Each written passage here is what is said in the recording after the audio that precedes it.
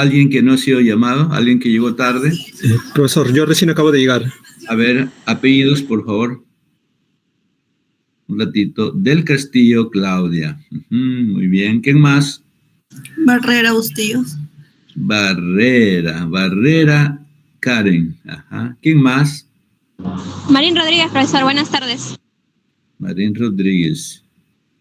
Ya, Mile. Perfecto. ¿Quién más? Ninanya, profesor. Ninanya Franklin, ¿cierto? Sí, sí. Muy bien. ¿Quién más? ¿Todos? ¿Cierro? Yo, profesor. ¿Yo? ¿Quién es Giancarlo Butrón Castillo. ¿Cómo? ¿Castillo? Giancarlo Butrón Castillo. No, apellido. Butrón Castillo. Buitrón, entonces. Sin la I. Buitrón Castillo. Sin la I. B-U-T-R-O-N. B grande. No lo tengo en mi archivo, amigo. Usted es un nuevo alumno. Profesor, bueno, si me permite contarle, yo me integré al curso en la segunda semana. Es decir, quise llevar el curso en este ciclo en la segunda semana. Es por eso que no aparezco seguramente en su registro. No es que quiso, sino que se retrasó por X razón y ahora en rectificación se ha puesto. No, como le digo, en la segunda semana yo tomé la decisión de integrarme al curso. A ver. Yo hice la rectificación. Ya aparezco incluso en el Zoom. No es mi alumno usted. Como le digo, ya aparezco. En el Zoom ya me aparece que estoy matriculado en el curso. Pero como le digo, usted ha hecho rectificación y en esta lista antigua no está, ¿cierto? Exactamente, ajá. Tranquilo, usted es alumno del curso, pero según la rectificación. Pero perfecto, no hay problema. Ya, controlamos sus asistencias, no se preocupe. Tranquilo, pero voy a anotar acá abajo. ¿Me dice su código estudiante? Sí, 2313003. 231 30 003. 3 ceros. Ajá, sí, 2313003. O sea, 3 ceros tiene después del 3, ¿cierto? Ajá, sí. Al final 3, ¿no? Ajá, sí. Ya 3. Apellido paterno. Butrón. Butrón, no es Buitrón, sino Butrón. Exactamente. Butrón. Ya, ¿qué más el otro? Castillo. Porque con esto tengo mis actas, o sea, es que por eso para llevarlo bien. Castillo, nombres. Amigo, ¿tu nombre es? Butrón. A ver, profesor, mi nombre es Giancarlo. J-E-A-N. Espacio. J-E. Ian. Espacio Carlo. Espacio, pero no es raya, sino espacio, Carlo, ¿no? Espacio Carlo. Muy bien, Carlo. Ya. Entonces, aquí está anotado de que está presente. Muy bien. Okay, ¿alguien más? Gracias. ¿No hay otro que está en rectificación? O sea, algunos que no están acá deben haberse retirado seguramente. Ojalá que sea así para que sea menos alumnos. Bueno, no importa. Jóvenes, vamos a avanzar, ¿cierto? Sí, vamos a avanzar un segundo ya. Vamos a avanzar un ratito. Un ratito. Un segundito. Preguntas, por favor. Preguntas, mis estimados amigos, ¿sí? Jóvenes, preguntas, por favor. Si no, yo voy a preguntar, ¿ah? Recuerden, si no, yo pregunto. Yo, profesor, me preguntaba si el examen oral iba a ser hoy día o se va a pasar para la siguiente clase presencial. Vamos a ver, ahorita lo resolvemos, hijo, ya, ahorita lo resolvemos. Entonces, ya, un segundo.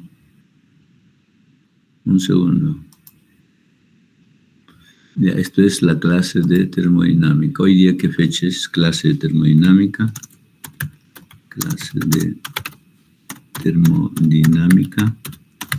¿Qué es hoy día? Es 11, ¿no? 11 de septiembre del 2025. Ya, un segundo. Ya, esas son las evidencias. Entonces vamos a guardarlo un segundito. Guardar como. Examinar. Entonces entramos a escritorio. Escritorio debe haber una carpeta UNMSM. Ajá, entonces clase de termodinámica, perfecto. 11 ya, perfecto, ahí está. Ya, ahí va a guardarse. Entonces, perfecto, un segundo. Lo bajo, ¿ya? Entonces, ya. Eso también lo bajo, ya. Entonces, ya. Vamos a compartir, ¿sí? A ver, hay varias tareas que hacer, mis estimados, ¿sí? Hay varias tareas que hacer y vamos a ver. En delegada, por favor, o delegado, delegada, ¿sí? O delegado, ¿quién es? ¿Está? ¿Está presente en el aula? ¿Sí? ¿El delegado está presente? ¿El subdelegado? Chicos, ¿me escuchan?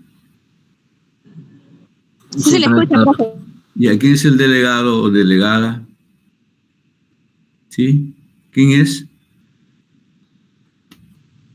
¿Nadie es el delegado? Tenemos un delegado. De aula, no de otra cosa. A ver, ¿sí? ¿No tenemos delegado, chicos? ¿Qué pasó?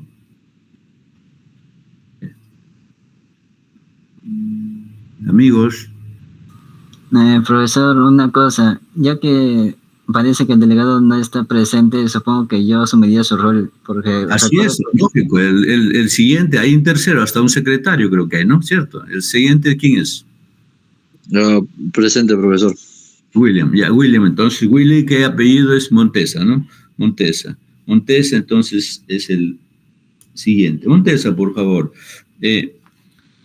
¿Cuál fue la última fórmula que nosotros hemos deducido, mi caballero? ¿Cuál fue la última fórmula en clase? La segunda ley de la termodinámica, profesor. Ya, perfecto. Otra cosa, ya. Perfecto. Vamos a avanzar un poco más de esto. ¿Alguien tiene las tareas hechas? ¿Quién se ha hecho tareas, por favor? ¿Quiénes han hecho las tareas? ¿Hay algún alumno que hizo la tarea? Nadie. Qué raro. Se habían deseosos de participar. Qué raro.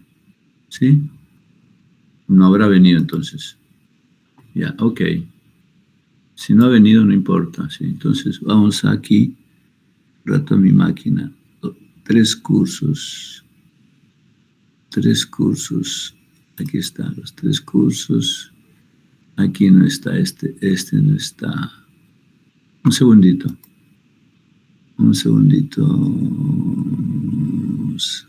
Aquí no lo tengo.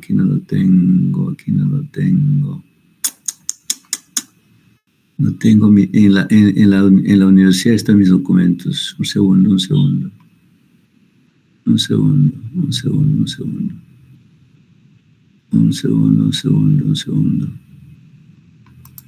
A ver, aquí tampoco está. Un segundito.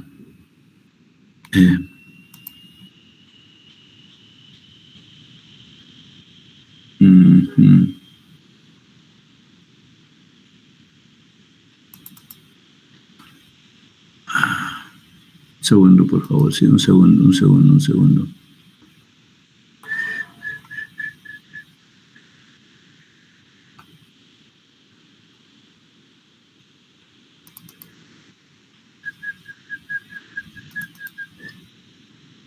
Ya, vamos a hacer una cosa, ok. Ya. Bueno,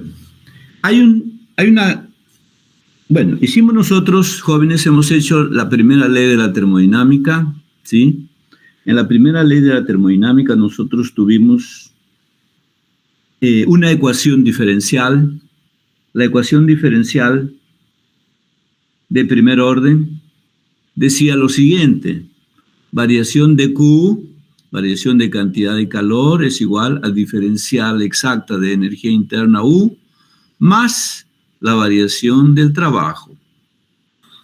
Profesor, perdone que Sí. le interrumpe, pero no se está mostrando esa fórmula que está describiendo. Sí, yo estoy escribiendo imaginariamente, es que ustedes tienen que tener fantasía ahorita. Yo no lo tengo la fórmula en la mano, ¿cierto? Entonces, estoy comentando en primer lugar, ¿cierto? Sí.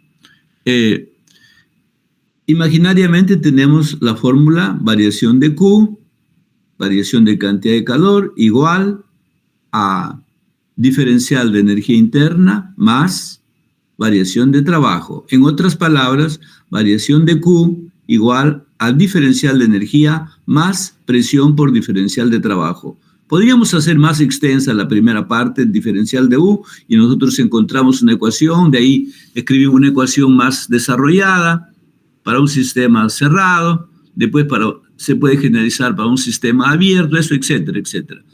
Pero lo más importante es que la primera ley es una ley de conservación de la energía calorífica, ley de conservación y transformación de la energía calorífica.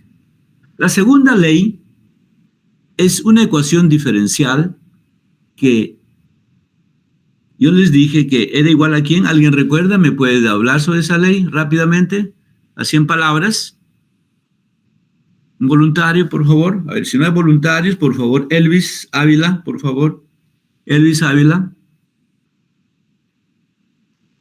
Elvis. Sí, profesor. Sí, profesor, solo que la segunda ley de la termodinámica, en su forma diferencial, ¿a qué es igual? era Uy, profesor, no me acuerdo, disculpe.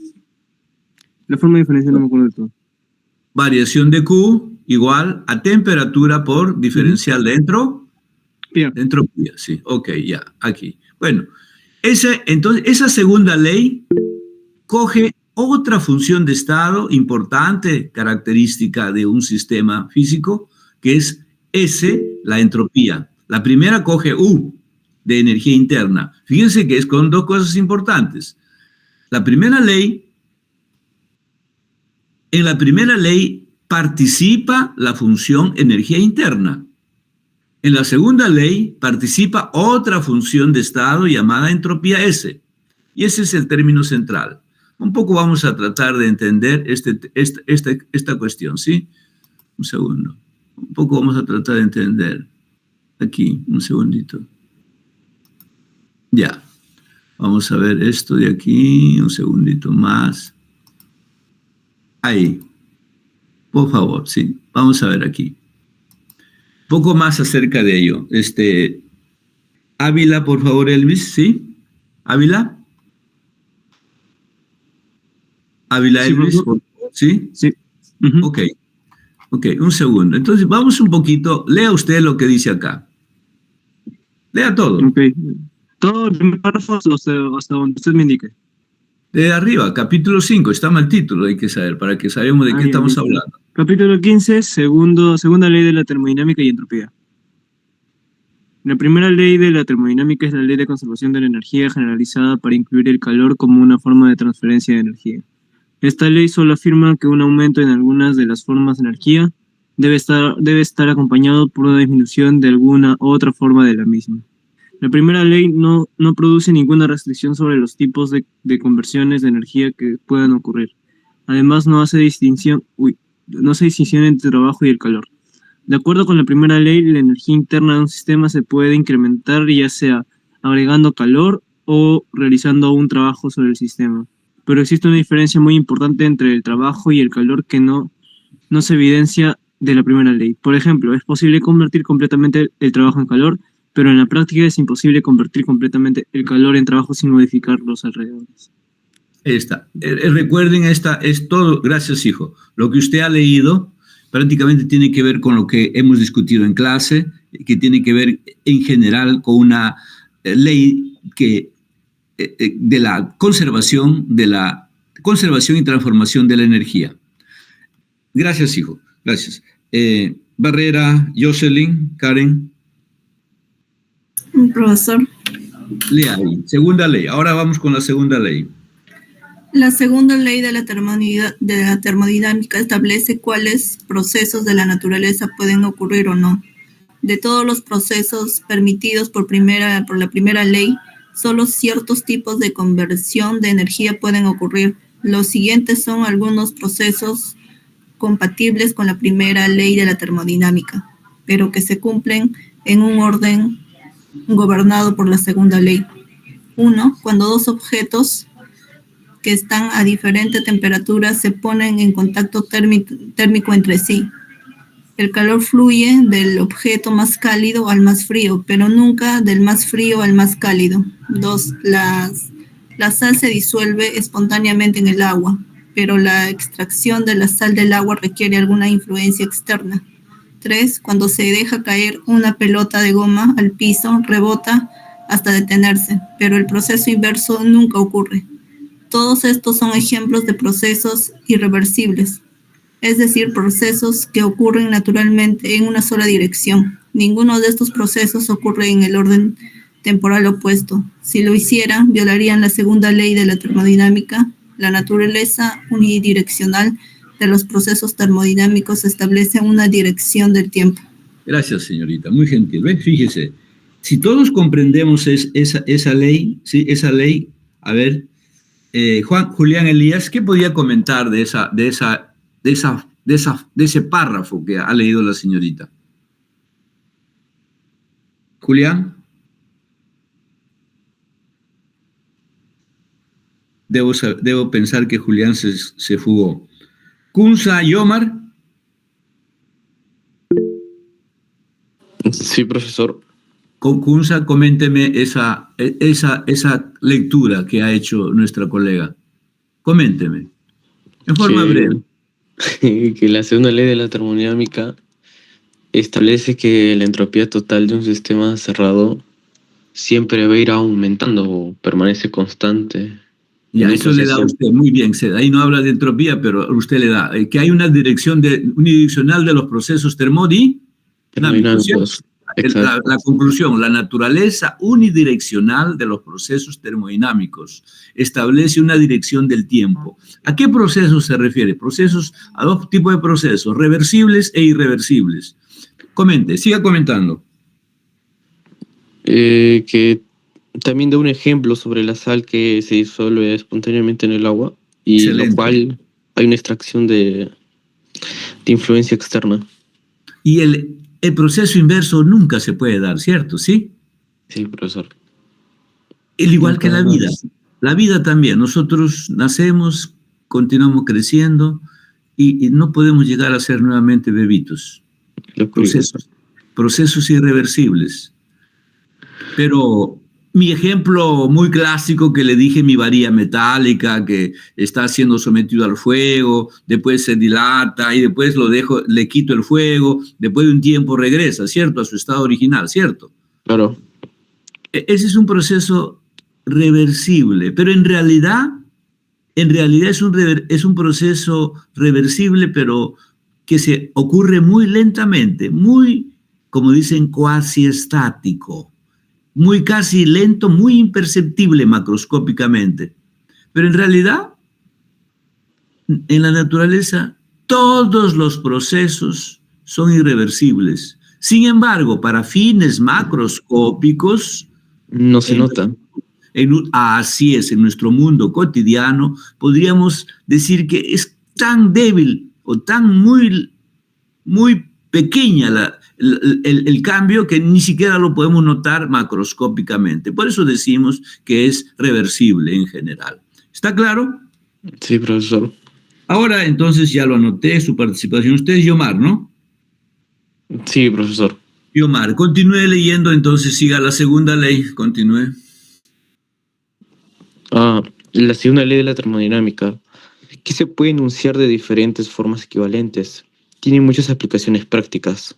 Desde el punto de vista de la ingeniería, tal vez la más importante es en relación con la eficiencia limitada de las máquinas térmicas. Expresada en forma simple, la segunda ley afirma que no es posible construir una máquina capaz de convertir por completo, de manera continua, la energía térmica en otras formas de energía. Muy bien, excelente, fíjense. Esto es interesante. Gracias, Yomar, por favor, ya le apunté su participación. Claudia, por favor, del Castillo. Claudia. Nuevamente, podríamos reforzar con la lectura esa parte que es importante, por favor. Repita nuevamente. Sí, claro. Todos, porque voy a preguntar en forma al azar, voy a preguntar a otra persona. Lea.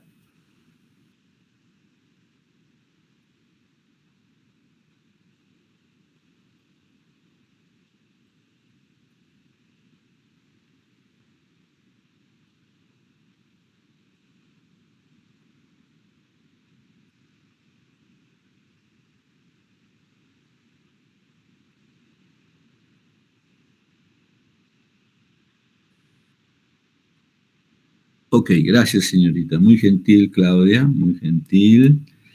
Fiorella, Efio. Sí, profesor. Perfecto. Vamos a ver acá, máquinas térmicas. Continúe, máquinas térmicas. Ok.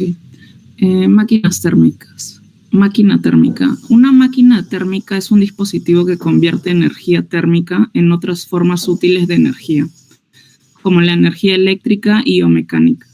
De manera explícita, una máquina térmica es un dispositivo que hace que una sustancia de trabajo recorra un proceso cíclico durante el cual 1. Se absorbe calor de una fuente a alta temperatura. 2. La máquina realiza un trabajo. Y 3. Libera calor a una fuente a temperatura más baja. Por ejemplo, siga. Por ejemplo, en un motor de gasolina, 1. El combustible que se quema en la cámara de combustión es el depósito de alta temperatura. 2. Se realiza trabajo mecánico sobre el pistón. Y 3. La energía de desecho sale por el tubo de escape. O en un proceso característico para producir electricidad en una planta de potencia. El carbón o algún otro tipo de combustible se quema y el calor generado se usa para producir vapor de agua. El vapor se dirige hacia las aspas de una turbina, poniéndola a girar. Posteriormente, la energía asociada a dicha rotación se usa para mover un generador eléctrico. Continúe. Como se mencionó antes, una máquina térmica transporta alguna sustancia de trabajo a través de un proceso cíclico, definido como aquel en el que la sustancia regresa a su estado inicial. Como ejemplo de un proceso cíclico, considérese la operación de una máquina de vapor en la cual la sustancia de trabajo es el agua. El agua se lleva a través de un ciclo en el que primero se convierte a vapor en una caldera y después se expande contra un pistón. Después que el vapor se condensa con agua fría, se regresa a la caldera y el proceso se repite. Gracias, hija, gracias. Este es un proceso cíclico. Luego vamos a ver más tardecito el ciclo de Carnot. Gracias. Gracias, muy amable, señorita Fiorella. ¿Sí? Viene Jorge Gonzalo. Por favor, Jorge Gonzalo, ¿está? Sí, profesor. Continúe. En la operación de cualquier máquina térmica, se extrae una cierta cantidad de calor de una fuente a alta temperatura. Se hace algún trabajo mecánico y se libera otra cantidad de calor a una fuente a temperatura más baja. Resulta útil representar en forma esquemática una máquina térmica como se muestra en la figura 15.1. Ahora lo vamos a ver. La máquina, representada por el círculo en el centro del diagrama, absorbe cierta cantidad de calor, Q sub C. El subíndice C se refiere a caliente, tomado de la fuente a temperatura más alta. Hace un trabajo W y se libera calor Q sub F. El subíndice F se refiere a frío, a la fuente de temperatura más baja. Debido a que la sustancia de trabajo se lleva a través de un ciclo, su energía interna inicial y final es la misma, por lo que la variación de energía interna es cero. Es decir, diferencia de energía interna igual a cero. Entonces, de la primera ley de la termodinámica se tiene que el trabajo neto W realizado por la máquina es igual al calor neto que fluye hacia la misma. De la figura 15.1, el calor neto es Q sub neto igual a Q sub C menos Q sub... Calor caliente menos calor frío. Por lo tanto, el trabajo es W es igual al producto del calor, la diferencia del calor caliente menos el calor frío. Donde Q sub C y sub F se toman como cantidades positivas. Si la sustancia de trabajo es un gas, el trabajo neto realizado en un proceso cíclico es igual al área encerrada por la curva que representa tal proceso en el diagrama PV. Presión. Ahora lo vamos a ver. Gracias, hijo. Gracias. Gracias, Jorge, muy gentil. Sí. Percy Herrera. Presente. Por favor, adelante. 15.1.2 Eficiencia térmica. La eficiencia térmica, o simplemente eficiencia, de una máquina térmica se define como la razón entre el trabajo neto realizado y el calor absorbido durante un ciclo. Se escribe de la forma E es igual al trabajo sobre el calor caliente, igual a calor caliente menos calor frío sobre calor caliente, todo esto igual a 1 menos el calor frío sobre el calor caliente. Siga, siga. Se puede pensar en la eficiencia como la razón de lo que se obtiene, trabajo mecánico, a lo que se paga por energía. Este resultado muestra que una máquina térmica tiene una eficiencia del 100%, es decir, E igual a 1, solo si el calor frío es igual a 0. Es decir, si no se libera calor de la fuente fría. En otras palabras, una máquina térmica con una eficiencia perfecta deberá convertir toda la energía calórica absorbida, calor caliente, en trabajo mecánico. La segunda ley de la termodinámica, que enseguida analizamos, establece que esto es imposible. Gracias. Ahí déjenme hacer un comentario. Esta última aseveración y todo lo que hemos estado leyendo muestra que es imposible hacer un móvil perpetuo que funcione con una energía que le damos y eternamente esté funcionando y haciendo su trabajo mecánico, por decir, en un motor, ¿no?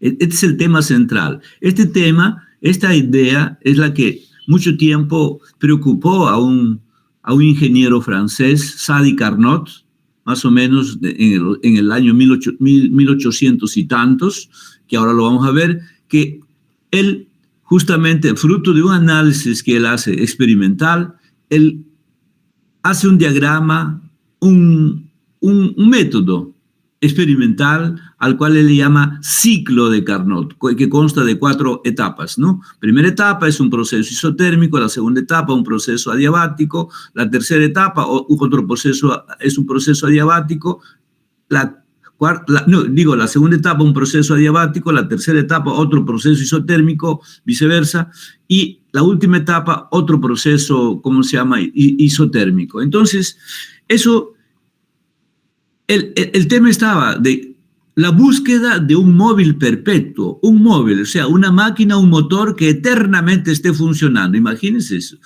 Eso sería colosal, ¿no? No podría, toda la energía que se tiene se convertiría en trabajo, nada más, eternamente. Y eso no puede ser, pues, es imposible porque la naturaleza no funciona así. En la naturaleza hay otras fuerzas externas que obligan a que parte de esa energía se disipe en algunas otras cosas, ¿sí? Y que lamentablemente entonces la energía no puede estar permanentemente, diríamos, dando la capacidad de poder generar un movimiento eterno. El móvil perpetuo era un término, ¿no?, que se buscaba, pero ese móvil perpetuo no es, dice. La segunda ley dice que enseguida analizamos, establece que esto es imposible. Es imposible llegar a tener esa eficiencia igual a 1. ¿Ok? Si eso es así, entonces vamos a ver aquí la segunda ley. Gracias, caballero Percy. Por favor, Guaya Nicolás, ¿ha llegado? No ha llegado. Sí, profesor, ¿se me escucha? Guaya ha llegado ya, recién ha llegado. Guaya, continúe la segunda ley de la termodinámica. Continúe, por favor. Ok. Existen diferentes formas de enunciar la segunda ley de la termodinámica, pero en su versión más simple establece que el calor jamás fluye espontáneamente de un objeto frío a un objeto caliente. En la práctica se encuentra que todas las máquinas térmicas se convierten en una pequeña fracción de calor absorbido en trabajo mecánico. Por ejemplo, un buen motor de un automóvil tiene una eficiencia aproximada de 20% y los motores diésel tienen una eficiencia en el rango del 35% a 40%. En base a este hecho, el enunciado de Kelvin-Planck de la segunda ley de la termodinámica es el siguiente. Es imposible construir una máquina térmica que, operando en un ciclo, no tenga otro efecto que absorber la energía térmica de una fuente y realizar la misma cantidad de trabajo. Ok, eso vamos a dejar esa gráfica. Continúe. Esto es equivalente a afirmar que es imposible construir una máquina de movimiento perpetuo, móvil perpetuo de segunda clase. Es decir, una máquina que pudiera violar la segunda ley de la termodinámica. Una máquina de movimiento perpetuo de primera clase es aquella que puede violar la primera ley de la termodinámica, conservación de la energía. También es imposible construir una máquina de ese tipo.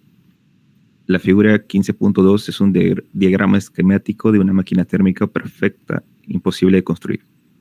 Creo que es esta, 15.2. Aquí está, esta de acá. Ya, luego vemos eso. Continúe para terminar. Okay.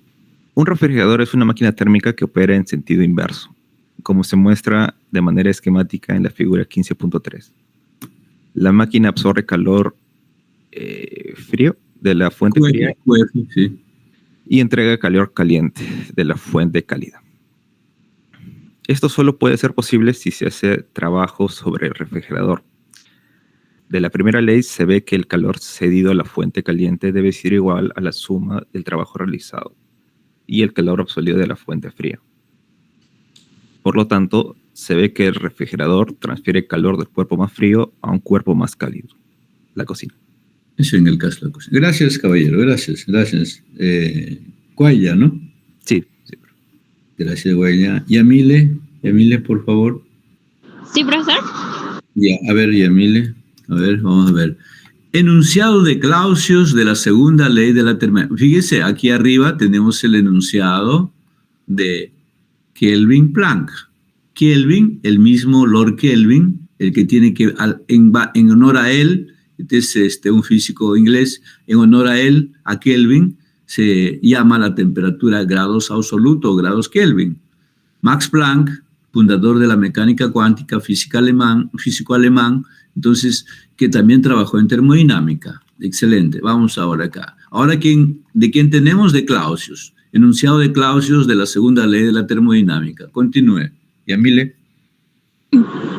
Enunciado de Clausius de la segunda ley de la termodinámica. Resulta deseable construir un refrigerador que pueda realizar su proceso con el mínimo de trabajo. Si se pudiera construir uno donde el proceso de refrigeración se realice sin ningún trabajo, se tendría un refrigerador perfecto. Esto es imposible, porque se violaría la segunda ley de la termodinámica, que es el enunciado de Clausius de la segunda ley. Rudolf Clausius, alemán, 1822-1828. Es imposible construir una máquina cíclica que no tenga otro efecto que transferir calor continuamente de un cuerpo hacia otro, que se encuentre a una temperatura más elevada. En términos sencillos, el calor no puede fluir espontáneamente de un objeto frío a otro cálido. Este enunciado de la segunda ley establece la dirección del flujo de calor entre dos objetos a diferentes temperaturas. El calor solo fluirá del cuerpo más frío al más cálido si se hace un trabajo sobre el sistema. Aparentemente, los enunciados de Kelvin, Planck y de Clausius de la segunda ley no están relacionados, pero son equivalentes en todos sus aspectos. Se puede demostrar, pero aquí no lo hacemos, que si un enunciado es falso, el otro también lo es. Ya, gracias, señorita, muy gentil. Mitma Samaniego Gerardo, ¿ha llegado a clase? Mitma. No está. Montesa Toro Yon. Montesa. Sí, profesor. Ya, vamos un poco conceptualizando las cosas que tiene que ver la segunda ley de la termodinámica. Lea. Procesos reversibles e irreversibles. Los procesos reales se producen en una dirección preferente. Es así como el calor fluye en forma espontánea de un cuerpo más cálido a otro más frío. Pero el proceso inverso solo se puede lograr con alguna influencia externa. Cuando un bloque desliza sobre una superficie, finalmente se detendrá. La energía mecánica del bloque se transforma en una energía interna del bloque y de la superficie. Estos procesos unidireccionales se llaman procesos irreversibles. En general, un proceso es irreversible si el sistema y sus alrededores no pueden regresar a su estado inicial. Por el contrario, un proceso es reversible si su dirección puede invertirse en cualquier punto mediante un cambio infinitesimal en las condiciones externas. Una transformación reversible se realiza mediante una sucesión de estados de equilibrio del sistema con su entorno y es posible devolver al sistema y su entorno al estado inicial por el mismo camino. Reversibilidad y equilibrio son, por tanto, equivalentes. Si un proceso real se produce en forma cuasi estática, es decir, lo suficientemente lento como para que cada estado se desvíe en forma infinitesimal del equilibrio, se puede considerar reversible. En los procesos reversibles, el sistema nunca se desplaza más que diferencialmente de su equilibrio interno o de su equilibrio con su entorno. Si una transformación no cumple estas condiciones, es irreversible. En la realidad, las transformaciones reversibles no existen, ya que no es posible eliminar por completo efectos disipativos, como la fricción, que produzcan calor o efectos que tiendan a perturbar el equilibrio, como la conducción de calor por diferencias de temperatura. Por lo tanto, no debe sorprender que los procesos en la naturaleza sean irreversibles. El concepto de proceso reversible es de especial importancia para establecer el límite teórico de la eficiencia de las máquinas térmicas. Muy gentil. Gracias, mi estimado John. Gracias, John. ¿Sí? Gracias. Miren, hasta este momento hemos visto varios puntos de vista que nos están haciendo reflexionar sobre los tipos de procesos que ocurren en la naturaleza y la dirección justamente de el fluir, la dirección, diríamos, del fluir del calor. Aquí es importante entonces hacer una reflexión, ¿cierto? Entonces, la dirección de un proceso, y en general, cuando hay procesos muy lentos, nosotros podríamos decir que son procesos cuasi estáticos. Es decir, cuando macroscópicamente no distinguimos fácilmente los cambios. En este caso se refiere a los cambios termodinámicos del sistema. Entonces, pero en general, la experiencia de lo que ocurre en la naturaleza, los fenómenos, son irreversibles. Ya hemos comentado al inicio. Por ejemplo,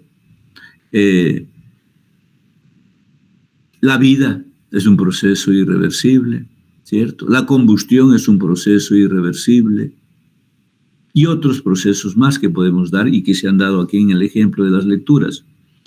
Todas esas cosas hicieron reflexionar bastante a muchos pensadores de la teoría del calor.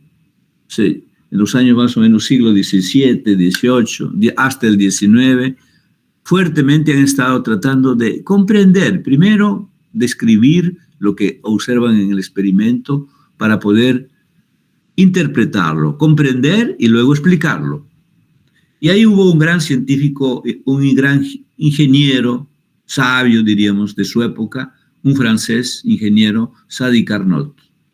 Y él, en su modelo de máquina de Carnot, nos trata de explicar algo de su preocupación sobre un posible móvil perpetuo, sobre la segunda ley de la termodinámica, en general, un método experimental de investigación de cómo es que se produce el efecto del calor en distintos sistemas físicos para que el sistema adquiera una que otra cualidad o propiedad,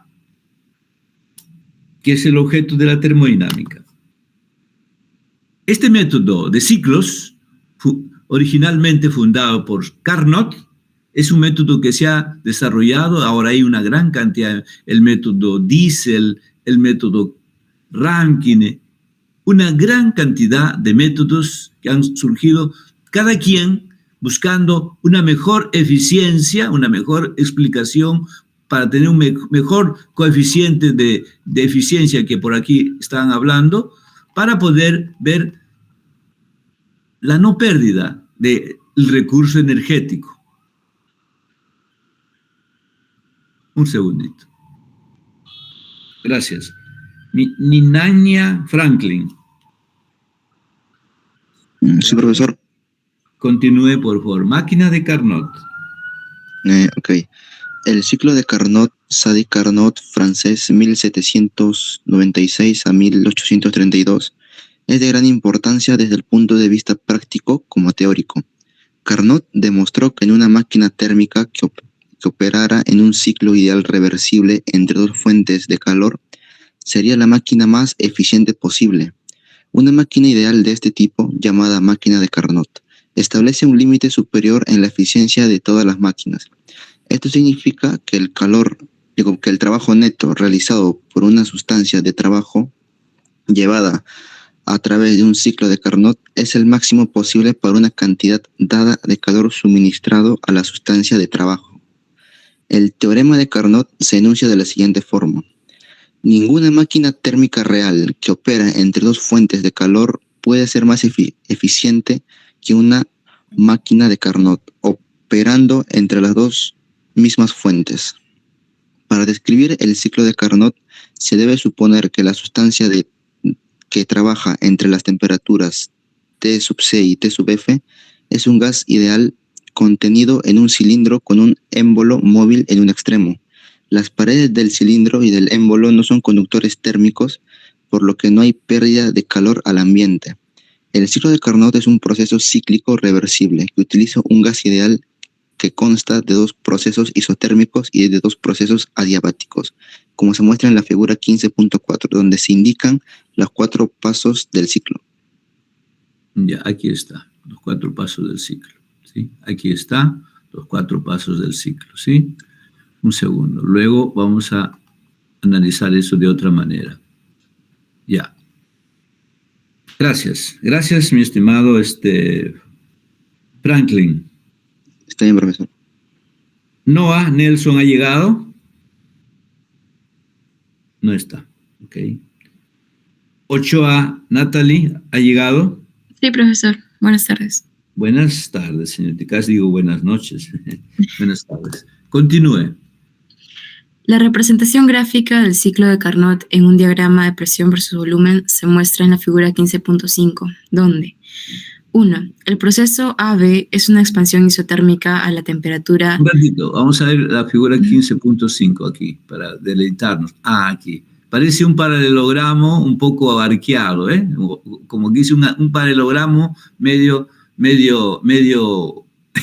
movido, ¿no? Aquí, desde A hasta B, inicia en A.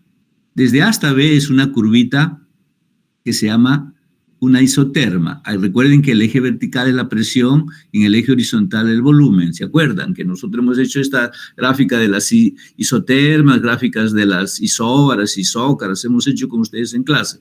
Entonces ahora digo que de A a B es un proceso isotérmico. Ojo, aquí el cuerpo recibe, el sistema, la máquina, recibe calor. QC, Q caliente, recibe. Por eso la flecha es hacia adentro, recibe calor. En el periodo desde A hasta B. Al recibir calor, naturalmente, en este punto A, si bajamos una perpendicular de A hacia la línea del volumen, entonces diríamos volumen en el estado A. Y llegamos acá a B, bajamos una perpendicular a la línea del volumen, volumen en B, volumen en el estado B. Y así, llegamos a C, bajamos una perpendicular, volumen en el estado C. Bajamos en D, una perpendicular, volumen en el estado D. Igualito para las presiones. Aquí una perpendicular al eje vertical, presión desde A, presión A. Aquí en B, una perpendicular al eje de la presión B. Aquí en el punto C, una perpendicular al eje de la presión C. Y en el punto D, una perpendicular, presión D. Es decir, en el punto A tenemos una presión en A, un volumen en A. en el punto B un volumen en B y una presión en B, en el punto C un volumen en C y una presión en C. En el punto D tenemos un volumen en D y una presión en D.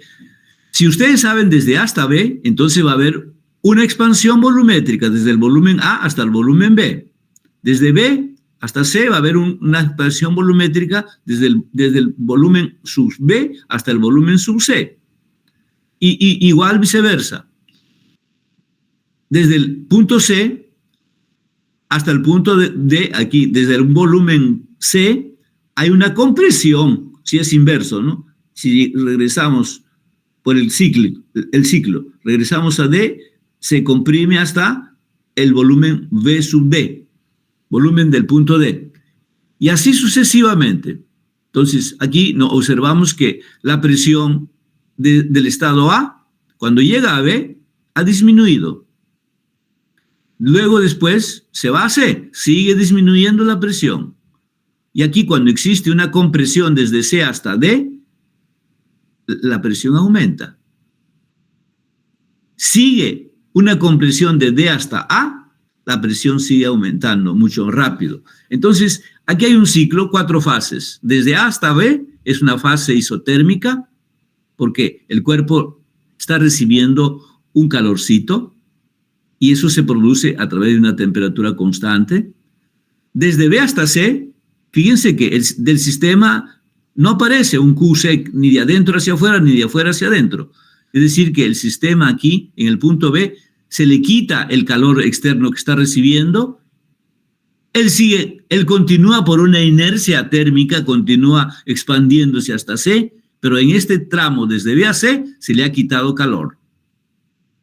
Y desde C hasta D, el sistema se comprime, esta es otra isoterma, y la presión aumenta, el volumen ha disminuido del sistema, la presión aumenta, ojo, y en D nosotros tenemos otro estado, y en D el sistema deja de, ¿cómo se llama?, de perder energía, ¿no? De perder energía. Entonces, y aquí el sistema, entonces, adiabáticamente, nuevamente pasa desde D hasta E, hasta A. Pero en ese proceso, el sistema sigue comprimiéndose. La presión aumenta y la temperatura aumenta y nuevamente llega a tener la temperatura C. Fíjense aquí. La primera curva desde A hasta B se realiza bajo una temperatura C.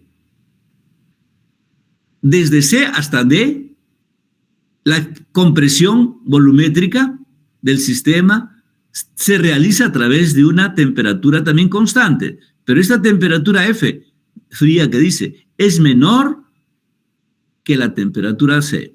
Bueno, eso luego se puede calcular, entonces, ¿dónde nos quedamos? Con la señorita que iba a leer acá, ¿no? ¿Sí? Sí, profe. Ya, entonces ya saben, proceso AB. A esto me refiero de acá, proceso AB. Vamos a ver qué es lo que nos dice la señorita. Lea, por favor. Ok. Bueno, nuevamente, el proceso AB es una expansión isotérmica a la temperatura T sub C, donde el gas se pone en contacto térmico con una fuente de calor a esa temperatura, T sub C. Durante el proceso, el gas absorbe el calor Q sub C de la fuente desde la base del cilindro y realiza el trabajo W de A a B al subir el émbolo. Aquí, un segundito. Eso es todo lo que la señorita comenta desde A hasta B. Vamos a ver ahora la fase 2. Siga.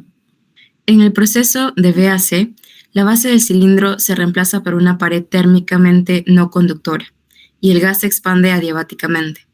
Durante el proceso, la temperatura baja de T sub C a T sub F y el gas realiza trabajo de B a C al elevar el émbolo. Muy bien, siga. En el proceso CD, el gas se coloca en contacto térmico con una fuente de calor a la temperatura T sub F y se comprime isotérmicamente a una temperatura T sub F. Durante el proceso, el gas libera calor Q sub F a la fuente y el trabajo realizado sobre el gas por un agente externo es W de C a D. Ya, aquí está, de C a D, fíjense, de C a D. Continúe para terminar. En el proceso final, de D a A, La base del cilindro se reemplaza por una pared térmicamente no conductora y el gas se comprime adiabáticamente. La temperatura del gas aumenta de T sub F a T sub C y el trabajo realizado sobre el gas por un agente externo es W de D a A. De acá, de D a A. Ya hemos terminado las 4 etapas. Gracias, muy gentil, señorita Natalie, ¿no? Sí. Ya, gracias, Natalie, gracias. Fíjense entonces, este es el famoso ciclo de Carnot. Aquí dice diagrama, presión versus volumen, PV, presión versus volumen del ciclo de Carnot. Carnot tiene un tratado bastante voluminoso, donde él describe todas sus reflexiones sobre su ciclo de Carnot, ¿no? Y calcula su eficiencia y todo eso. Una gran cantidad de reflexión. Ese libro se llama más o menos La fuerza motriz del fuego. Fuerza motriz del fuego. Recuerden que estos conocimientos fueron, propuestos por científicos, ¿no? Con los métodos de la investigación científica, lograron concluir esos conocimientos, ¿no? En un momento crucial para la humanidad, cuando se estaba desarrollando la época del desarrollo industrial en Europa. Recuerden, hemos pasado de etapa primitiva, luego viene esclavitud, etcétera, etcétera, y la etapa de la revolución industrial que se dio, donde muchas cosas, acompañados de ciertos conocimientos científicos, cambiaron formas de vivir de las sociedades. Y entonces, en la revolución industrial, entonces, surgió una gran cantidad de nuevos conocimientos sobre diferentes áreas de la ciencia y en particular sobre la termodinámica. Un gran aporte de este trabajo fue de este Sadi Carnot, ingeniero francés. Y este ciclo de Carnot explica con bastante sencillez, diríamos, el funcionamiento de un sistema termodinámico, ¿sí? En el cual, diríamos, durante procesos cíclicos, se puede explicar más o menos cómo es la ley del flujo de la cantidad de calor. ¿Sí? Entonces, aquí está. Entonces, este es un problemita, ¿no? Matemático sencillo, pero que lo podemos dejar para otro momento para poder reflexionar. Aquí, esto es otra cosita que podemos dejar eso. Vamos a ver sobre la eficiencia. Gracias, ¿quién es el que leyó al final? Fue Natalie, ¿no? ¿Sí? Sí, profe. Ya, Andrea Angelina, ¿está? Andrea Angelina. ¿Sí? Profesor, disculpe, me parece que Angelina salió a recoger a su hermana un momento. Me dijo que ya, gracias, muy bien, gracias, abogada. Entonces, Brian Alfonso. Brian Alfonso también salió a recoger a su hermanito. Ramírez Luis. Luis Ángel. Sí, profesora, yo fue.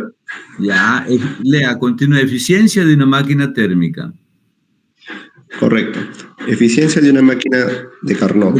El trabajo neto realizado en el proceso cíclico reversible de Carnot es igual al área encerrada por la trayectoria ABCDA en el diagrama presión-volumen de la figura 15.5. Este trabajo neto es igual al calor neto transferido al sistema Q sub C menos Q sub F, ya que el cambio de energía interna es cero. Además, la eficiencia térmica de una máquina está dada por la ecuación 15.2, la cual se puede... ¿Dónde está el 15.2? Un segundito. ¿Dónde está? Por acá. Un segundito, vamos a ver la fórmula 15.2. Un segundito, hijo, vamos a ver para recordar eso. Un segundito. Un poco más adelante está, creo. 15.2, no. A ver.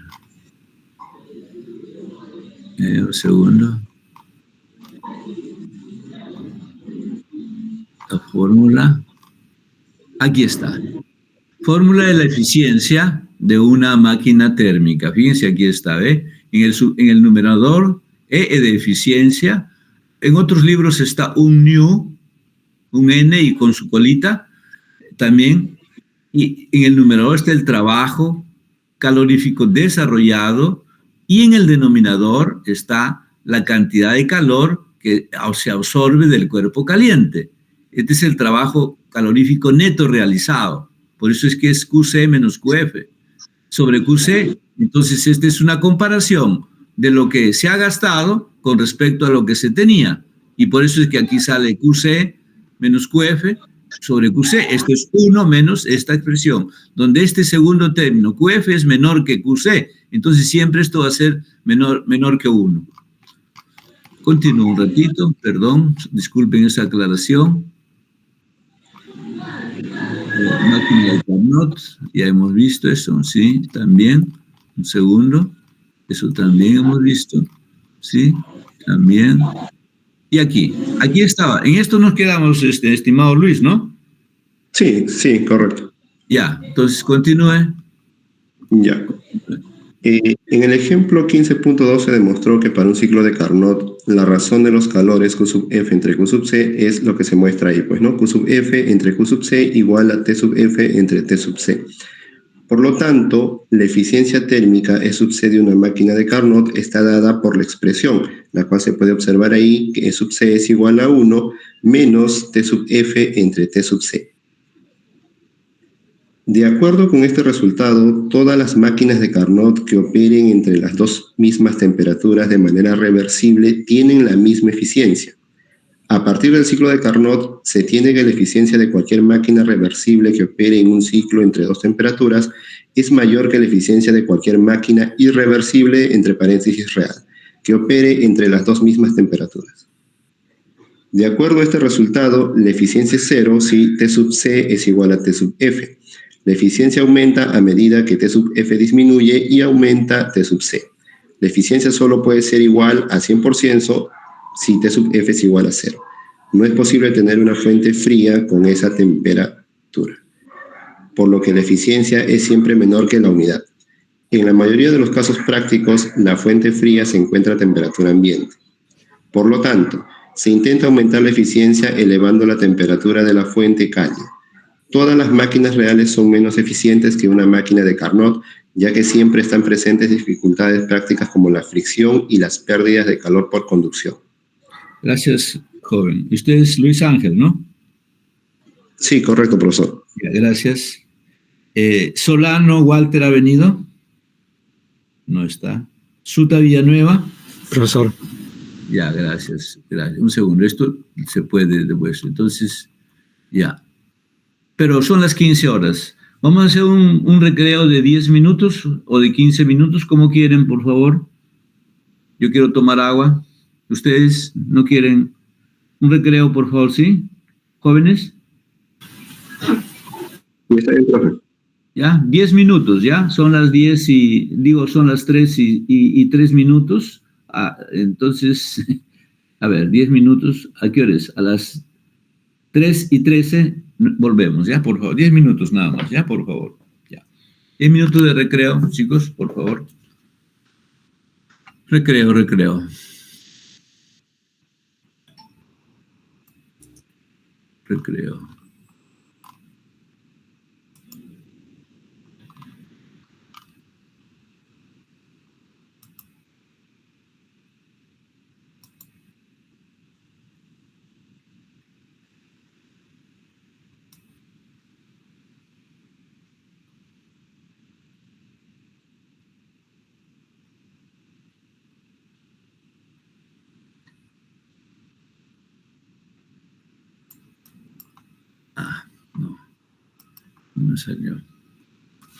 No me salió.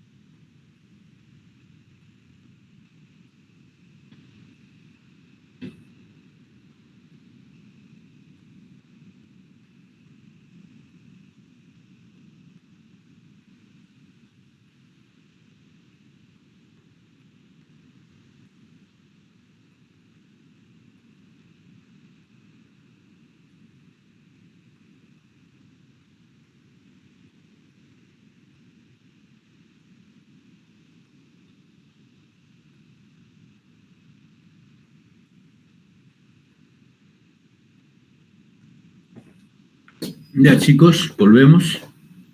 Son las 15:14 minutos. Vamos, por favor, sí. Continuamos, mis estimados jóvenes. ¿Sí? Profesor. Sí, José. Yo quisiera hacerle un par de preguntas acerca de la primera ley de la termodinámica.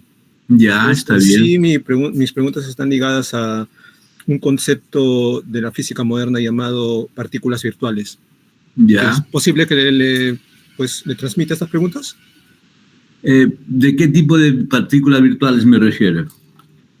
A ver, primero, resulta que hace tiempo en algunos videos de divulgación había escuchado que en ciertos lugares del universo, como por ejemplo en un agujero negro, en concreto en el horizonte de sucesos del agujero negro, se suelen formar partículas virtuales.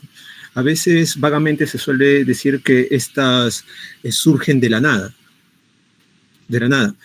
Y bueno, yo quería preguntarme si esto realmente es así, o simplemente se dice de una forma metafórica y que realmente no se debe pensar esto de forma literal, ¿no?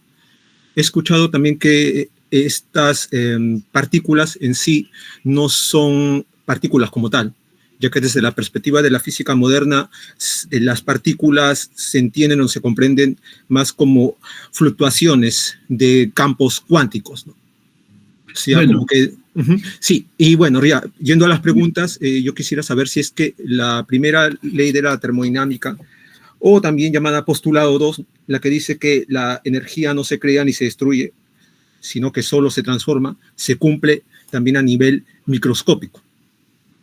Bueno, en primer lugar, vamos a aclarar, ¿no? La física de partículas es otra área importante también de la física, donde la interacción que funciona ahí son interacciones nada complejas como la interacción que tenemos nosotros en los sistemas termodinámicos. Cuando nosotros estudiamos sistemas termodinámicos, estamos estudiando sistemas macroscópicos.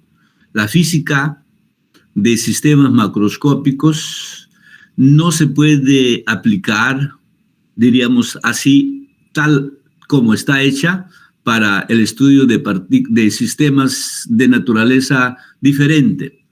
Entonces, querer interpretar, diríamos, ¿no?, las leyes de la teoría clásica del calor para poder explicar, ¿no?, procesos más sutiles, procesos más complejos que tienen que ver con leyes de la mecánica cuántica, no es posible. Mejor dicho, es posible, pero no es pertinente. Diríamos, estaríamos tratando de explicar de una manera no tan, diríamos, propia. Si bien existe un concepto que hay que tener bien claro, que los cuerpos físicos macroscópicos pueden tener propiedades ondulatorias que casi son imperceptibles. Entonces, pero de ahí a poder, diríamos, sacar conclusiones así fuertes, macroscópicas sobre lo que por ejemplo, la teoría ondulatoria me diría sobre un cuerpo macroscópico, un poco diríamos que no es tan, yo no diría tan pertinente para escribir el modelo. En la física de partículas, ¿no?, virtuales, ¿no?, que no tienen masa generalmente en reposo, pero pueden tener energía y cantidad de movimiento y otras características, ¿no? El proceso de interacción es un poco diferente. Aquí, cuando nosotros estamos viendo la interacción entre los cuerpos físicos, estamos viendo interacción meramente térmica, una interacción calórica. Recuerden, usted sabe cuántos tipos de fuerzas de interacción existen. ¿Me puede contestar? ¿Se refiere a las fuerzas fundamentales? Claro. ¿Del universo? Claro. Claro, la fuerza gravitatoria, la fuerza nuclear fuerte, la nuclear débil y la electromagnética, ¿no? Claro, pero nosotros cuando estamos hablando acá de la termodinámica, estamos hablando de sistemas macroscópicos, ¿no?, con determinado tipo de estructuras y también con limitaciones. No me voy a la parte de la estadística cuántica, que es una cosa más diferente. Ojo, que cuántica la usamos para también tratar de encontrar algunos modelos matemáticos que describan propiedades térmicas de la materia, ¿sí?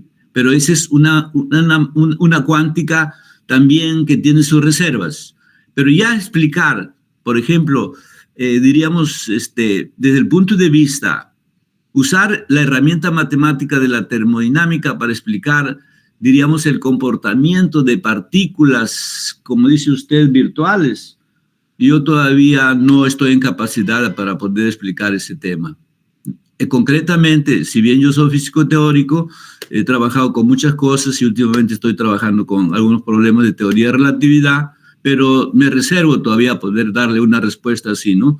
Mas, sin embargo, debo decirle a usted que ya hace unos tiempos atrás, unos pocos años, que se está desarrollando lo que se conoce con el nombre, una nueva área interesante de aplicación para muchas cosas, la termodinámica cuántica, ¿sí? Tal vez sobre ello hablemos un poco al final del curso, ¿sí? La termodinámica cuántica, ¿está? ¿Está claro? Entonces, sobre la cuestión de las partículas virtuales, ¿no?, que son partículas que más que todo tendríamos que explicarlo a un nivel subatómico. Es diferente, mi estimado caballero, es diferente a ese nivel explicar que un comportamiento de cuerpos macroscópicos, ¿no?, incluso con estructuras casi globales, ¿no?, donde el cuerpo que estamos estudiando es un cuerpo que tiene una cantidad de partículas tan elevadas del orden de 10 a la más 23, por ejemplo. Cuando habla de usted de partículas virtuales, ahí el comportamiento es más fino, más diferente. Porque ahí la creación y la aniquilación de las partículas, ¿no?, no es tan simple, ¿no? Entonces ahí hay que entender otros conceptos de interacción. Se habla ahí de muchas cosas, ¿no?, en general. Tal vez una teoría cuántica de campos le podría ayudar a usted, pero la termodinámica misma, estas leyes macroscópicas que nosotros estamos viendo, no creo que les sirvan de mucha utilidad para poder explicar esos procesos veloces, ¿no?, muy finos de interacción a nivel de esas partículas virtuales que usted está queriendo representar. No sé si le he podido dar en forma general. Habría que haber un curso de teoría cuántica de campos que podría tal vez explicarnos un poco más eso. ¿Sí? Sí, profe, todo bien. Y si me permite hacerle una última pregunta, esta tiene más que todo ya una relación o un enfoque histórico. Es que como tal está planteada la primera ley, nuevamente la repito, ¿no?, que la energía no se crea ni se destruye, solo se transforma. Quisiera saber si a nivel histórico algún científico vio que había un cierto problema con cómo estaba enunciada esta ley ya que podría llevar a pensar de que existe como que un proceso constantemente recursivo, como que no plantea un inicio en cuanto a la energía, ¿no? Ya que dice que no se está creando ni destruyendo, pero esto no generaría o no habrá generado algún problema filosófico, ¿no? Ya que la energía aparentemente, si es que uno se pone a leer ese enunciado, da a entender que se está transformando, que la energía siempre ha existido, ¿no? Incluso se menciona que no se crea ni se destruye, ¿no? Es por eso, y ya nuevamente haciendo la pregunta, ¿esto alguna vez generó algún problema, ya sea filosófico, científico? Naturalmente, existen muchas versiones de forma de pensar, ¿cierto? Existen desde los filósofos idealistas hasta los filósofos materialistas, ¿no? Y los escépticos también. En general, eso habría que discutir, en principio, qué usted entiende por materia. Y bajo ese término, incluso, ¿cómo entiende usted la energía? ¿Qué tipos de energía existe? En general, habría que hacernos varias preguntas. Yo le dejo eso abierto, esa pregunta filosófica, y la semana que viene, ahí lo discutimos brevemente después de clase. ¿Qué le parece? Me parece bien, profesor. Porque gracias. En el sentido, hay diferentes formas de energía, fíjese, la energía gravitacional, la energía solar, luego la energía química, etcétera, etcétera, la energía eléctrica, la mecánica, la térmica, que podríamos nosotros discutir y ver en qué momento cada una de esas energías puede, uno con otro, poder relacionarse desde ese punto de vista y ver si se transforma totalmente, cómo se transforma, cómo nosotros podemos captar, diríamos, almacenar esa energía también, y qué significa esa energías de diversa manera en general. En nuestro curso exclusivamente está tratando de realizar una especie de abstracción de una de las propiedades importantes de la materia, que es el movimiento calorífico.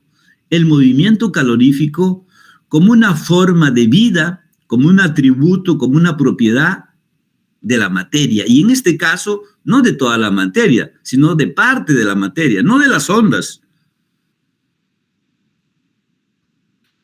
sino de estructuras, de corpúsculos entonces que tienen características diferentes que las partículas. Las partículas fuertemente tienen dos propiedades, corpusculares y ondulatorias, y tal vez más ondulatorias que corpusculares, diría. Y ahí la física es diferente. Ahora, cuando hablamos nosotros entonces de energía, en el término de la teoría del calor, la teoría clásica, hablo de la clásica, no de la moderna, de la teoría clásica del calor, de la termodinámica, hay 4 formas bien definidas de energía. Uno es la energía interna, otro es la energía libre de Helmholtz, y otra es la energía llamada entalpía, y la última energía es la energía de Gibbs. Son 4 funciones, y no hay otras, son 4 funciones que son soluciones de la ecuación fundamental de la teoría clásica del calor. Y esa es la que vamos a ver nosotros en clase, y a esa yo me dedico más tiempo, y esa me gusta que ustedes lo comprendan, cómo se deduce y para qué, cómo es que se obtiene, qué propiedades se tiene a partir de ellos, y es una secuencia muy interesante. Gracias por su pregunta, y entonces vamos a continuar. Entonces, una tarea, gracias a que usted me ha hecho esta pregunta, una tarea importante sería lo siguiente, ¿no? Sería lo siguiente, por favor, una tarea importante sería lo siguiente.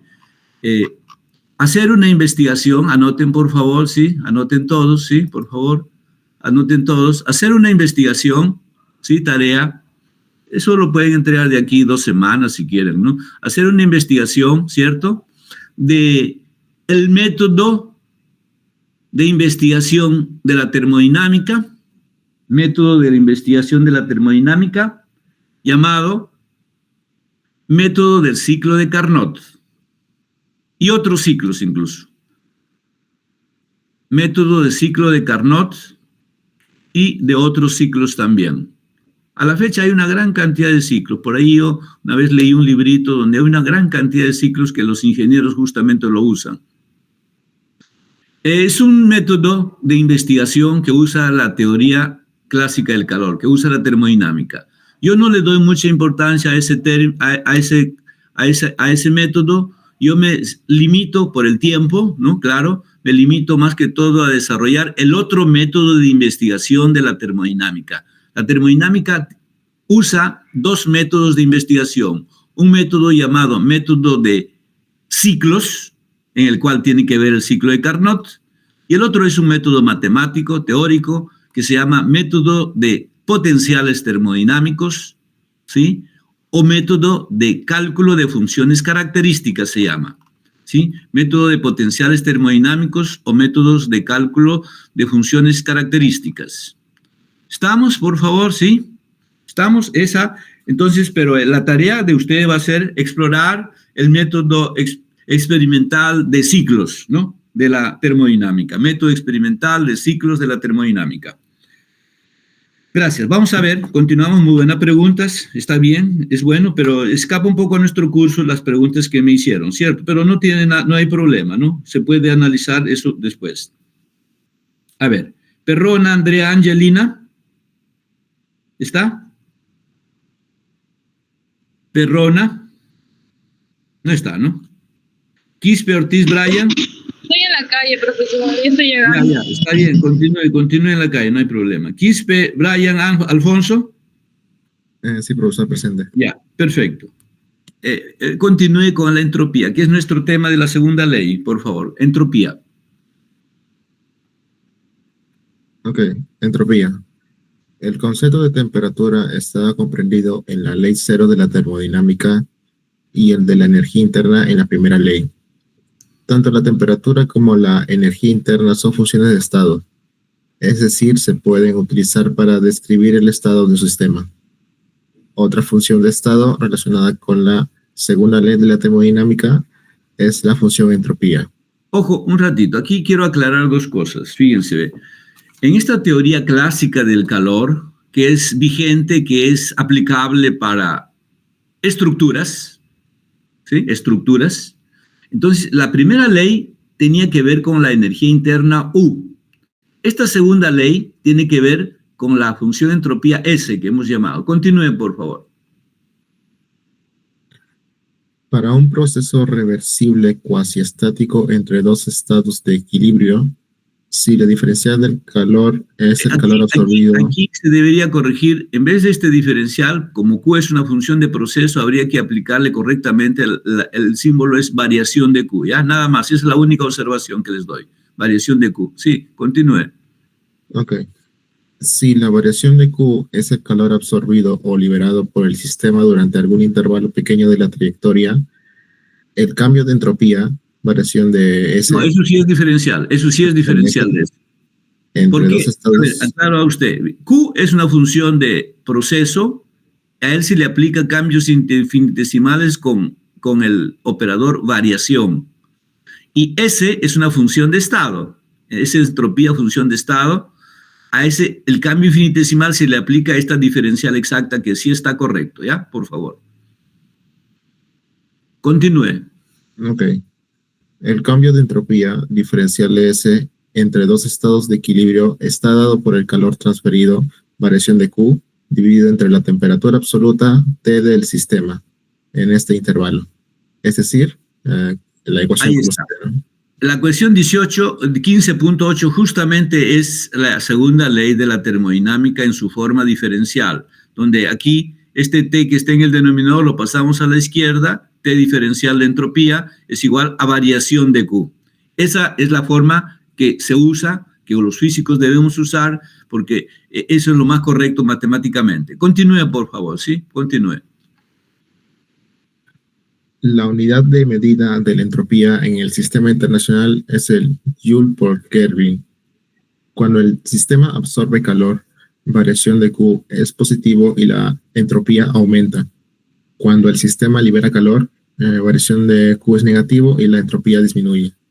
La ecuación 15.8 no define la entropía, sino el cambio de la entropía. Al mirar las bellezas de la naturaleza, es fácil reconocer que los eventos de los procesos naturales tienen entre sí un gran factor común. Por ejemplo, el espacio entre los árboles en un bosque es el azar. Si se encuentra un bosque donde todos los árboles están igualmente espaciados, es muy probable que se concluya que el bosque fue plantado por la mano del hombre. De manera similar, las hojas caen al suelo en forma aleatoria. Es muy poco probable encontrar hojas que hayan caído en líneas perfectamente derechas o en montones perfectos. Se puede expresar estos resultados siguiendo que un arreglo desordenado es más probable que uno ordenado, si se dejan actuar las leyes de la naturaleza sin interferencia. En mecánica estadística, el comportamiento de una sustancia se describe en términos del comportamiento estadístico de los átomos y moléculas de una sustancia. Uno de los principales resultados de este tratamiento es que los sistemas aislados tienden al desorden y la entropía es un sistema de ese desorden. Por ejemplo, si todas las moléculas de gas en el aire de una habitación se volvieran juntas en filas, este sería un estado muy ordenado, pero el más improbable.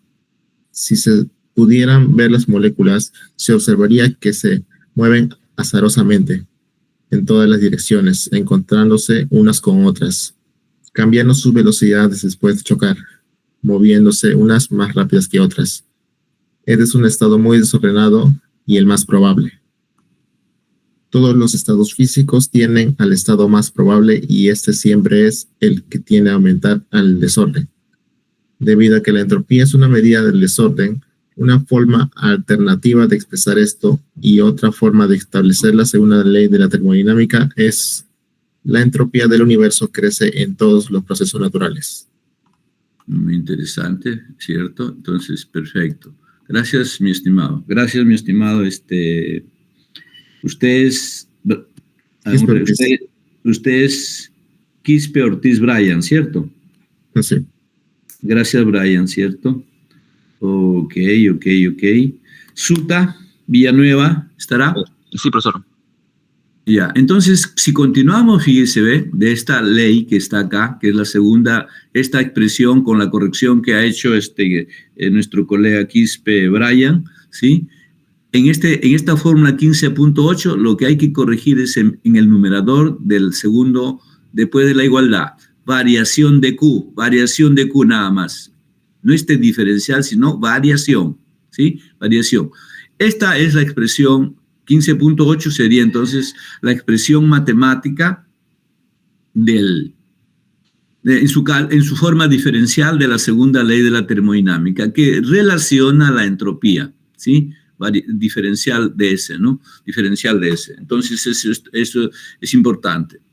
Ahora, si ustedes avanzan un poco más, decimos, en un ciclo completo, como es que se estaba hablando del ciclo de Carnot y todas esas cosas, de los procesos reversibles y no reversibles, ¿no? En el caso de procesos reversibles, cuando un sistema estuvo en un estado 1, fue a un estado X y llegó otra vez después al estado inicial 1, entonces fue un ciclo completo que regresó. Fue por diferentes trayectorias, pero tuvo un camino y después regresó por otro camino, etcétera.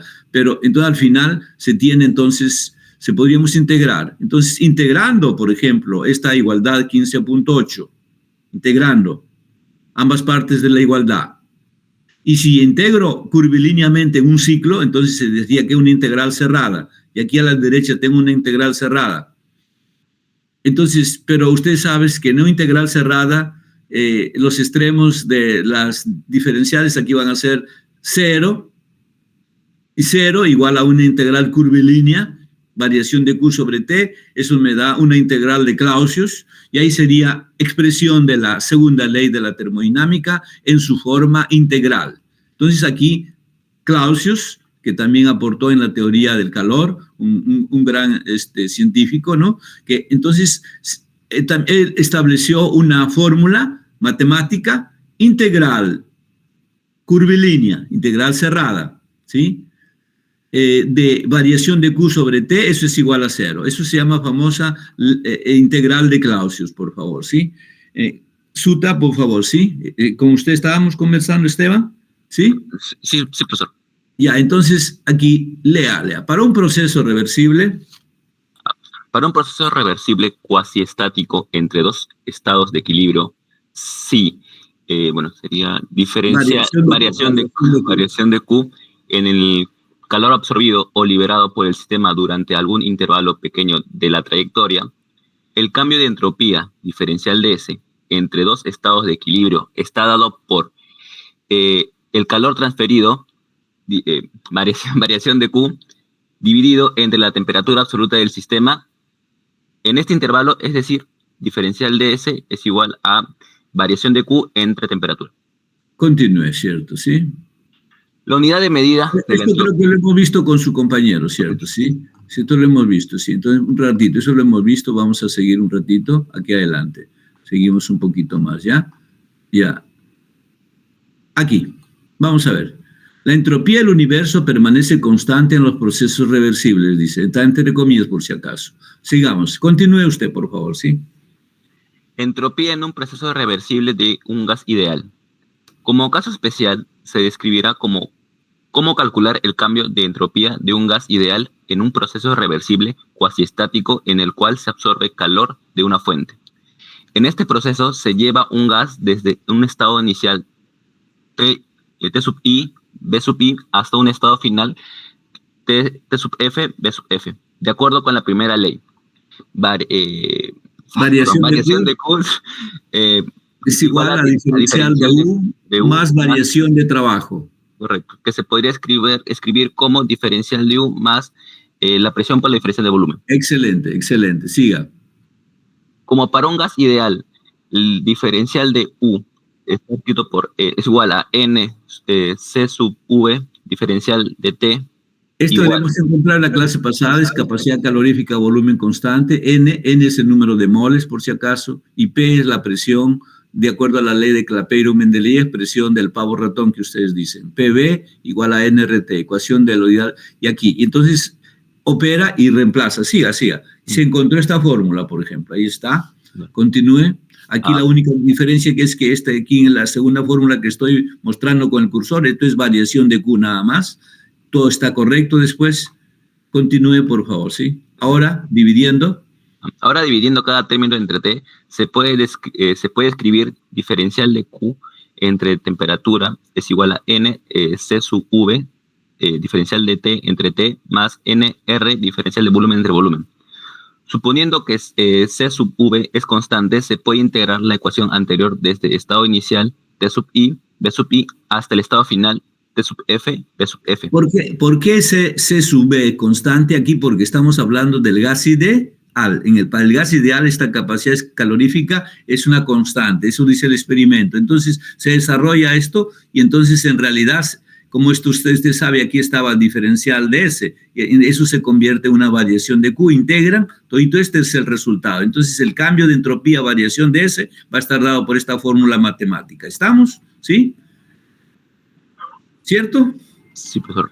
Ya, entonces continúe. Esta expresión, continúe. Esa expresión muestra que la variación de S depende solo de los estados iniciales de los estados inicial y final, y que es independiente de la trayectoria reversible. Además, diferencial de S puede ser negativo o positivo dependiendo de cuánto el gas absorbe o libere calor durante el proceso. Por último, para dar un proceso cíclico donde T sub I es igual a T sub F y B sub I es igual a B sub F, se tiene que... Variación de S es igual a 0. Ahí estaba lo que yo les hablaba. Cuando queríamos integrar acá arriba, en esta fórmula, aquí, un ratito, aquí, cuando queríamos integrar aquí arriba un poco más, un segundito, aquí. Entonces, en un ciclo completo, ¿sí? Entonces esto es 0 y queda la integral 0, igualito. Entonces se desarrolla. Entonces esa es la famosa ley de, ¿cómo se llama? De Clausius, ¿no? Aquí. Ya, bueno, eso podríamos dejar para otro momento de reflexión, un segundito. Aquí, la entropía en una expansión libre. Gracias, Usted es Suta, ¿no? Sí, profesor. Suta, gracias, Suta, Esteban, ¿cierto? ¿Y Vilca, Renato, estará? ¿Vilca, Renato? No está. Yo estoy, profe, sí, solo que mi celular está lento. ¿Me escucha? Ah, con el celular está. Bueno, ustedes tienen de todo. Ya, entropía en una expansión libre. Ya, vamos.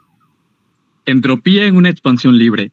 Considerar un gas ideal en un envase aislado que ocupa inicialmente un volumen V a la temperatura inicial T sub I, en un espacio separado por una división, membrana de otra parte del mismo envase, donde hay otro espacio vacío como se muestra en la figura 15.6. En forma repentina se rompe la membrana, de modo que el gas se expande irreversiblemente hacia la región vacía, hasta ocupar un volumen final V sub F. Se calculará el cambio de entropía del gas. Es evidente que el proceso no es reversible ni cuasi estático. El trabajo realizado por el gas contra el vacío es cero, y como el envase está aislado, no hay transferencia de calor durante la expansión. Es decir, el trabajo es igual a cero y el calor es igual a cero. De la primera ley se observa que el cambio de la energía interna es cero. Por lo tanto, U sub I es igual a U sub F. Como el gas es ideal, U, la energía interna, depende solo de la temperatura, por lo que se puede concluir que T sub I es igual a T sub F.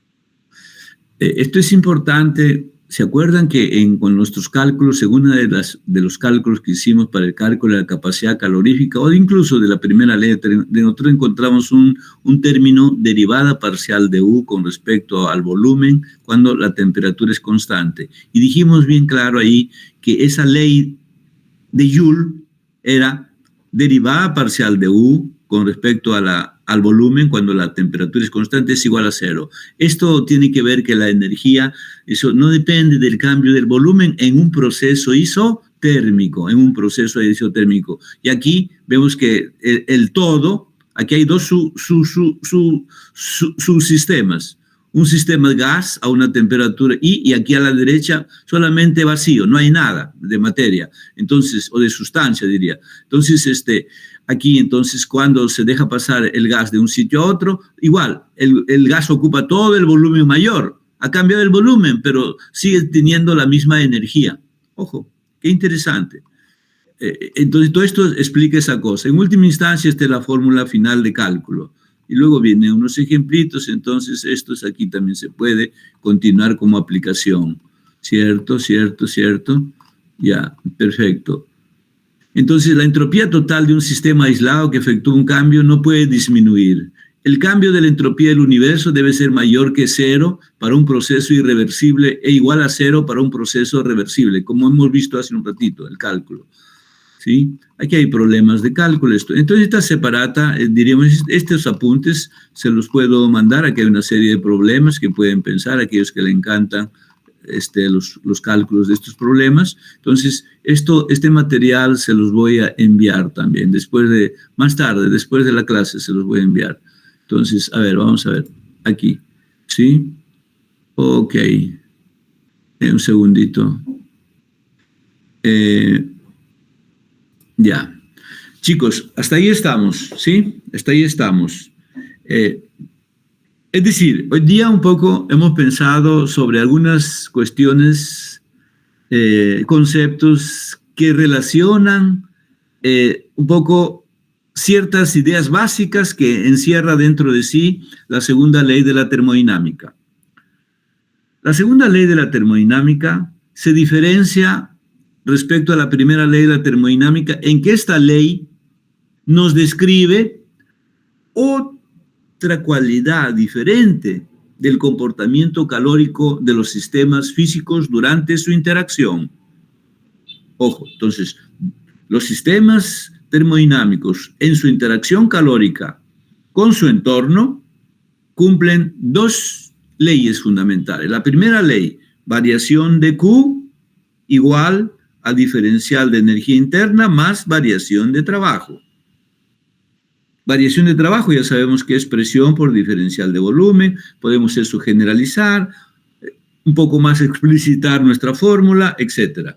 Y aplicar eso para calcular ciertas cositas de aplicaciones, de ciertas características o propiedades de los sistemas. 1. 2. La segunda ley de la termodinámica coge otro aspecto que simultáneamente está ocurriendo en el sistema termodinámico, que es su reordenamiento, la reestructuración íntima que ocurre dentro de las partes de un sistema cuando el sistema está cambiando su energía interna, fruto de que está recibiendo un calorcito de algún otro cuerpo. En ese sentido, entonces, esa función que describe ese ordenamiento interno es la que se conoce con el nombre de función entropía. Y la función entropía es una función de estado. Y la función energía interna que acompaña o que parece o que está presente en la primera fórmula de la primera ley de la termodinámica también es una función de estado. Es decir, en la primera ley de la termodinámica se usa una propiedad importante energética de la materia. En la segunda ley de la termodinámica se usa otra propiedad importante de los sistemas termodinámicos, es que todo sistema tiene su ordenamiento, que está descrito por una función entropía. Esas dos visiones dan una visión general, por eso esa variación de Q de la primera ley, diferencial de U más variación de trabajo, esa variación de Q de la segunda ley, T por diferencial de entropía, son cosas que se cumplen simultáneamente, solo que yo, desde un punto de vista, estoy observando solamente la primera característica. Desde otro punto de vista, estoy observando la segunda característica. ¿Y qué va a ocurrir? Como esa variación de Q de la primera es igual a la variación de Q de la segunda, unificamos esas dos leyes y que voy a tener temperatura por diferencial de entropía igual a diferencial de energía interna más presión por diferencial de trabajo. Y tengo la unificación de dos leyes y esas dos leyes, esa unificación me da más información para comprender lo que está pasando calóricamente. Entonces mi modelo matemático va a estar descrito con una ecuación fundamental de la termodinámica. Esa ecuación fundamental de la termodinámica es para la teoría del calor, como las ecuaciones de Lagrange es para la mecánica clásica. Repito, esa ecuación fundamental de la termodinámica, que es la unificación de dos leyes, primera y segunda ley de la termodinámica, es para la teoría clásica del calor o para la termodinámica, como las ecuaciones de Hamilton es para la mecánica clásica. Ese mismo peso, ese mismo valor. Por eso yo, en particular, les digo que esa ecuación fundamental de la termodinámica es la ecuación de movimiento calórico de todo sistema termodinámico, de todo sistema físico. Y resolver esa ecuación fundamental es una de las tareas importantes fue una tarea importante de la teoría clásica del calor de la termodinámica. Y la solución de esa ecuación diferencial de primer orden te da 4 soluciones matemáticas. Y las 4 soluciones son, la primera es la energía interna, la segunda la energía libre de Helmholtz, la tercera la función energía entalpía y la cuarta la función energía de Gibbs. Esas 4 funciones, para el que me preguntó sobre las energías, ¿sí? Esas 4 son funciones energéticas de origen calórico, de origen termodinámico, que me van a ayudar a comprender diversas formas de vida energética, claro, de evolución energética de un sistema. En este caso, de un sistema termodinámico. Solamente, entonces, estamos limitados a una conceptualización clásica del calor. Hablo clásica del calor, por ahora. Preguntas hasta acá, por favor. Ese trabajo lo vamos a hacer en la siguiente clase y espero que resolvamos las 4 ecuaciones diferenciales en la clase, ¿sí? Entonces, esa es mi tarea. Entonces, ese es el método teórico de cálculo de potenciales termodinámicos. Lo pueden ir avanzando, buscando para que ese día en clase lo aporte más rápido, ¿no? pero lo vamos a desarrollar paso a paso para que ustedes vean la elegancia que es ese método, ¿no? Ese método es el que debe saber un físico muy bien, ¿cierto? El método de ciclos es un método interesante, solamente que yo no le doy tanto tiempo para ese trabajo, pero por eso les he dejado como tarea para que lo analicen, lo reflexionen. Y si alguien no puede, me avisa y yo le doy un librito de la teoría de ciclos, ¿no? Para que pueda estudiar. Preguntas, por favor, jóvenes. ¿Preguntas? ¿Sí? ¿Sí? Bueno, como no hay preguntas, voy a pasar lista antes de despedirnos. Arpe Fernando. Presente, profesor. Llegó muy tarde. Sí, 2:10, así. 2:10 y no se ha querido presentar para no participar. No tiene participación hoy día. Bueno, la asistencia le pongo, ya, está bien. Ya. Ávila Chura. Presente, profesor. Se ratifica en la asistencia, ya. Azabache Medina. No apareció por completo. Barrera Jocelyn Karen. Presente, profesor. Se ratifica la asistencia. O sea, antes era un menos, ahora es un más. Cáceres Valdés. Se queda con el menos, quiere decir que entró y se fue, se fugó. Eso queda aquí escrito, fugado. Kunza Oyomar. Sí, aquí estoy. Se ratifica y ha participado. Del Castillo Jurado, Claudia. Se ratifica, también ha participado. Efio Fiolela. Presente, profesor. Se ratifica su participación de presencia y también ha participado. Fernández Sedano Jorge. Profesor. También se ratifica y ha participado también. Herrera Percy. Aquí, profesor. Se ratifica la participación con un más y también ha participado. Guaya Pineda, Andrés. Presente, profesor. Se ratifica y también ha participado. Marín Rodríguez, Yamile. Yo, profesor, presente. Se ratifica y ha participado también. Mitma Samaniego. Brilló por su ausencia. Bueno. Montesa Toro, John. Montesa Toro. Estuvo, participó, pero no se ratifica. Ninania Franklin. Presente, profesor. Se participa y participó, se ratifica, digo, y participó. Noah Nelson. No ha venido, brilla por su ausencia.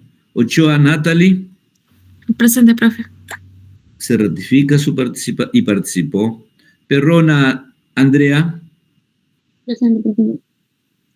Se ratifica su esto, pero no la he visto participar, o no la he anotado, seguro, ya, voy a anotarlo. Quispe Brian. Presente, profesor. Ratifica y participó.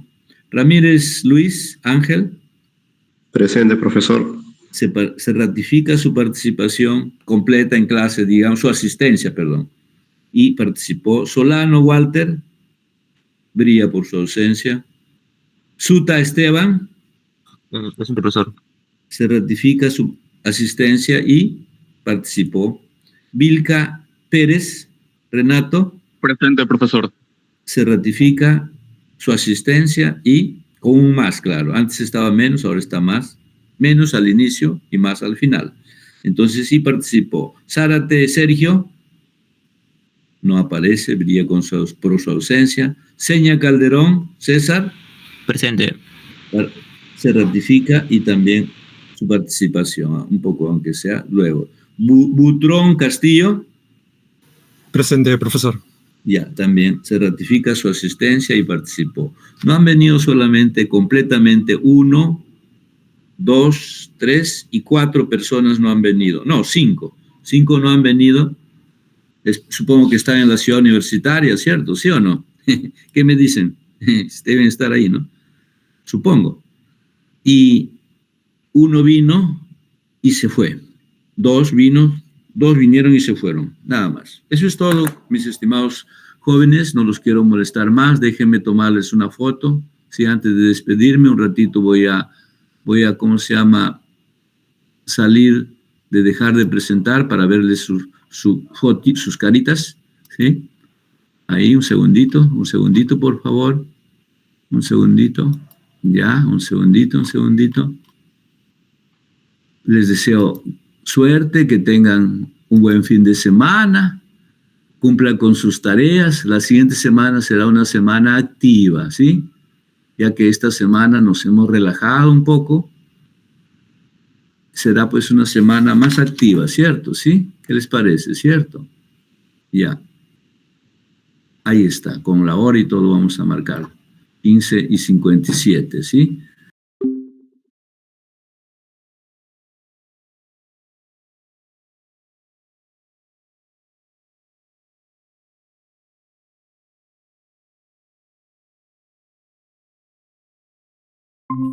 Un segundito. Ya, ahora sí creo que sí. Ahora sí creo que sale. Ya, vamos a ver. ¿Y dónde está esto? ¿Por qué se ha ido la evidencia? Qué raro. ¿Y dónde está la evidencia? Un segundito, ¿ya? Esto es nuevo, ¿cierto? ¿Sí? Qué raro. Bueno, ya chicos, ahí nomás nos vemos, ¿ya? Yo ya lo coloco esto, no se preocupen, ¿sí? ¿Ya? Mis estimados amigos, ¿sí? Jóvenes. Nos vemos, gracias. Sí. Hasta el martes no hay colegio, ¿sí? Hasta el martes no hay colegio. Pásenlo bonito, por favor, pásenlo bonito.